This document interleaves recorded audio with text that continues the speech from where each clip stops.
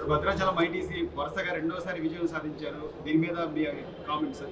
Bhadrachalam paper బోర్డులో 1982లో NT Ramarao గారు party స్థాపించిన తర్వాత ఆంధ్రప్రదేశ్ రాష్ట్రంలో మొట్టమొదటిసారిగా ట్రేడ్ యూనియన్ పరంగా గెలిచింది భద్రాచలం 1983. అప్పటి నుండి ఇప్పటి వరకు 14 సార్లు ఎన్నికలు జరిగినాయి. 14 సార్లు 8 సార్లు మనం విజయం సాధించాం, భారీ విజయంతో.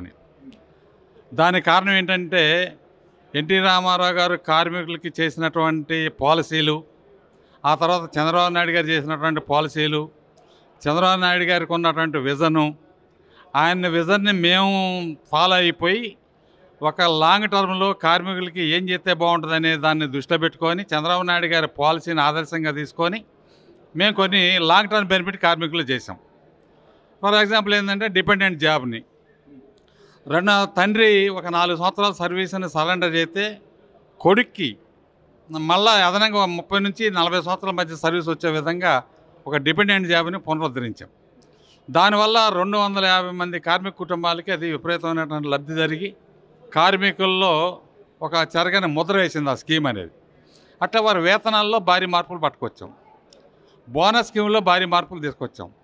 అట్లా మెడికల్ ఫెసిలిటీస్ని చాలా బ్రహ్మాండంగా కుటుంబానికి ఏ రకమైన ఇబ్బంది లేకుండా స్కీమ్లన్నీ మెడికల్ ఫెసిలిటీస్ ఇచ్చాం. వెల్ఫేర్లో ఇచ్చాం. క్వార్టర్స్ కన్స్ట్రక్షన్లో అగ్రగామిగా పెద్దపీట వేసాం. కార్మికులకు సంబంధించిన ఏ సమస్య కూడా పెండింగ్ లేకుండా ఈ సంఘాన్ని ఎదుర్కోవటానికి మిల్లులో ఉన్నటువంటి అన్ని కార్మిక సంఘాలు పోటీ చేసి ఏకమై పోటీ చేసినా కానీ మరి చంద్రబాబు నాయుడు గారి సారథ్యంలో నడిచేటువంటి తెలుగుదేశం పార్టీ అనుబంధ సంఘం టీఎన్టీసీ ఇది ఎవరిని ఓడించలేక రెండోసారి కూడా మేము ఘన విజయం సాధించాం. దానికి కారణం కార్మికులకు ఇచ్చినటువంటి వేతనాలు, కార్మిక కుటుంబాలకు ఇచ్చినటువంటి వెల్ఫేర్. ఇది మేము చంద్రబాబు నాయుడు గారి దగ్గర నుంచి ఆయన విజన్ని ఫాలో ఆయన దగ్గర నుంచి నేర్చుకొని మేము కార్మికుల కుటుంబాలకి దాన్ని మేము అందించాం. దాంట్లో కూడా సో అంటే తెలంగాణ రాష్ట్రం విడిపోయిన తర్వాత ఇంకా తెలుగుదేశం పార్టీ అక్కడ లేదు, కనుమరుగైపోయిందనే నేపథ్యం నుంచి సార్ ఈరోజు వరుసగా రెండోసారి కూడా విజయం సాధించడం, అది కూడా తెలుగుదేశం ముద్ర ఉండేలాగా, దాని మీద మీ స్పందన ఏంటి సార్? తెలుగుదేశం పార్టీ తెలంగాణలో పార్టీ కేడర్ చాలా బలంగా ఉన్నారు. నాయకులు షిఫ్ట్ అయిపోయి వేరే పార్టీలోకి వెళ్ళిపోయారు స్వార్థం వల్ల తప్ప పార్టీ కార్యకర్తల కేడరు చాలా పటిష్టంగా ఉంది. ఇప్పుడు టీఆర్ఎస్ పార్టీని చూశారు, టీఆర్ఎస్ పార్టీలో నష్టపోయామనే ఫీలింగ్లోకి వెళ్ళిపోయారు. ఇప్పుడు కాంగ్రెస్ పార్టీకి కూడా అధికారం ఇచ్చారు. కాంగ్రెస్ పార్టీ కూడా అక్కడ ప్రజలకి సరిపడా అవసరాలు తీర్చే విధంగా లేకపోవడంతో ఒక రాజకీయ వ్యాక్యూమ్ అనేది ఇప్పుడు తెలంగాణ రాష్ట్రంలో చాలా క్లియర్గా కనపడతా ఉంది.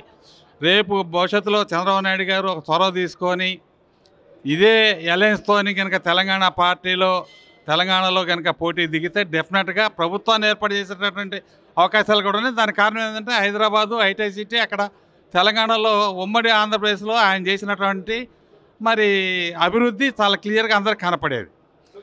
మీ యూనియన్ ద్వారా విప్లవాత్మక మార్పులు తెచ్చారు సార్. భవిష్యత్తులో ఇంకేమి మార్పులు చేర్పులు ఉండొచ్చు, ఎలాంటి నిర్ణయాలు తీసుకున్నారు మీ యూనియన్ ద్వారా? వేతనాల్లో భారీ పెరుగుదల ఇచ్చాం, బోనస్ స్కీములు భారీ మార్పులు తీసుకొచ్చాం. ఇయర్లీ వార్షిక బోనస్ మేము చేసిన స్కీమ్ వల్ల 2 లక్షల రూపాయల వార్షిక బోనస్ని కార్మికులు అందుకుంటా ఉన్నారు. నెల నెల తీసుకునే బోనస్ పోను.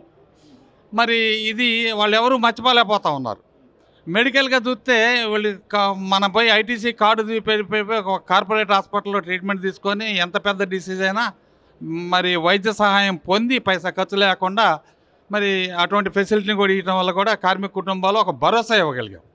వాళ్ళు ఉండటానికి ఒక నూతన క్వార్టర్స్ 1977లో క్వార్టర్స్ కడితే ఆనాడు ఉన్న టెక్నాలజీలో ఆ క్వార్టర్స్ సరిపోక ఇప్పుడు ఒక లేటెస్ట్ టెక్నాలజీతో అపార్ట్మెంట్ టైప్లో 2 బెడ్రూమ్ మినిమం 2 బెడ్రూమ్తోనే ఒక క్వార్టర్ నిర్మించాం. ఇప్పుడు ఈ కన్స్ట్రక్షన్లో ఉన్నాయి. కార్మికులందరూ ఆల్రెడీ ఒక 100-150 క్వార్టర్లు అయిపోయినాయి. అందులోకి ఆల్రెడీ షిఫ్ట్ అయిపోయారు. సెకండ్ ఫేజ్లో ఇప్పుడు క్వార్టర్ కన్స్ట్రక్షన్ అవుతుంది. మిగతా వాళ్ళు దాంట్లో కూడా వెళ్ళిపోతారు. ఇంకా భవిష్యత్తులో మేము వెల్ఫేర్ పరంగా వాళ్ళకి చేసింది ఇంకా చేయాల్సింది కూడా ఏం లేదు.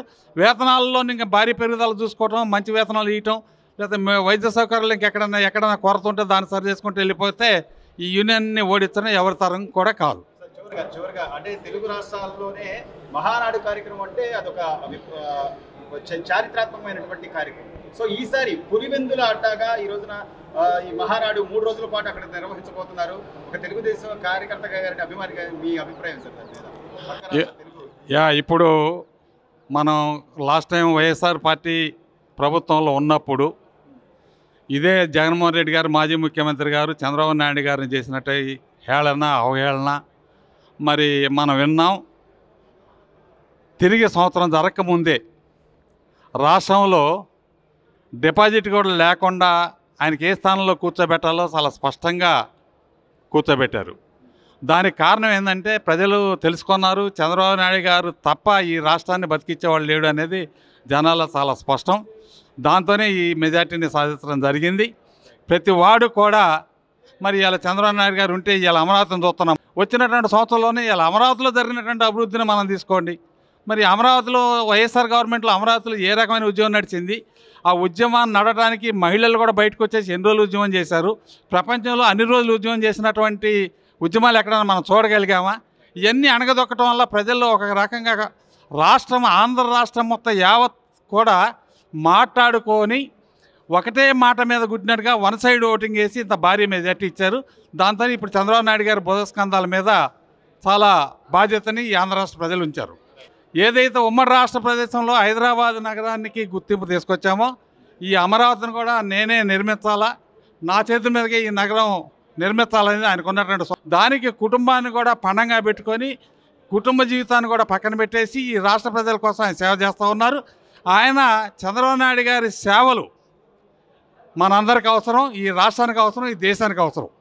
చంద్రబాబు నాయుడు గారికి ఒకవేళ ఈ పదవి లేకపోయినా ఇంట్లో ఉండగలడు, కానీ ఆయన సేవలు దేశానికి అవసరం. కాబట్టి చంద్రబాబు నాయుడు గారి నాయకత్వాన్ని కాపాడుకోవడం మనందరి బాధ్యత, ఈ రాష్ట్ర ప్రజల బాధ్యత. కాకపోతే ఏంటంటే జనాలకి ఓటు పాలిటిక్స్ వచ్చేసి వాళ్ళని డబ్బులతో మభ్యపెట్టి ఏదో రకమైనటువంటి తాయిలాలతోని చేస్తూ ఉన్నారు. కాబట్టి దాన్ని ఇప్పుడు తట్టుకొని నిలబడాల్సినటువంటి శక్తి చంద్రబాబు నాయుడు గారికి విజయవాడ దుర్గమ్మ స్వామి, తిరుపతి వెంకటేశ్వర స్వామి, భద్రాచలం రాముల వారు వీళ్ళందరూ కూడా శక్తి సామర్థ్యాలు ఇచ్చి ఈ రాష్ట్రాన్ని, దేశాన్ని ముందుకు తీసుకువెళ్తాంటే ఆ సేవలు పూర్తిగా వినియోగించుకోవాలని చెప్పి అనుకుంటా ఉన్నాం. భవిష్యత్తులో చంద్రబాబు నాయుడు గారిని ఓడించడం కూడా ఎవరి సారం కాదు అని చెప్పేసి మాకు అర్థమవుతా ఉంది. ఎందుకంటే ఒకసారి జనం చూశారు, పోయినసారి 5 సంవత్సరాల అధికారం వైఎస్ఆర్కి ఇవ్వటం వల్ల 25 సంవత్సరాలు ఈ రాష్ట్రాన్ని వెనక్కి తీసుకెళ్ళిపోయారు.